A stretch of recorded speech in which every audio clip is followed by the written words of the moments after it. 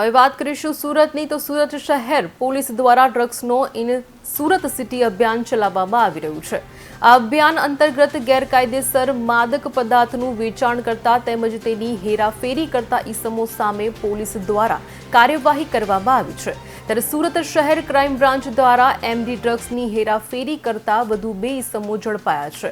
આ બંને પાસેથી 43.96 ગ્રામ એમડી ડ્રગ્સ કે જેની કિંમત 4,39,600 રૂપિયા થાય છે તે મુદ્દામાલ સાથે બંનેની ધરપકડ કરી છે। No drugs in Surat city અન્વયે સુરત પોલીસ દ્વારા ડ્રગ્સ વિરોધની ઝુંબેશ લગાતાર ચાલુ રહે છે અને ડ્રગ્સની નાબૂદી માટે સતત પ્રયત્નશીલ રહે છે।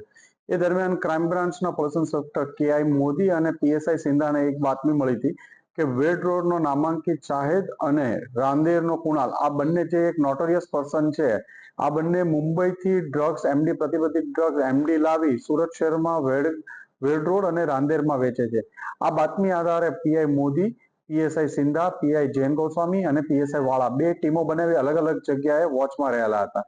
દરમિયાન ગઈકાલે એ મુંબઈથી માલ લઈને આવવાનો છે, એ બાતમી આધારે કાપોદ્રા 4 રસ્તા પાસેથી એને રોકી અને એની પાસેથી 43 ગ્રામ જેટલો પ્રતિબંધિત એમડીનો જથ્થો અંદાજે 4.5-4.5 લાખનો કબજે લેવામાં આવ્યો હતો અને એના વિરુદ્ધ બંનેને પકડી અને આગળની કાર્યવાહી કરવામાં આવી।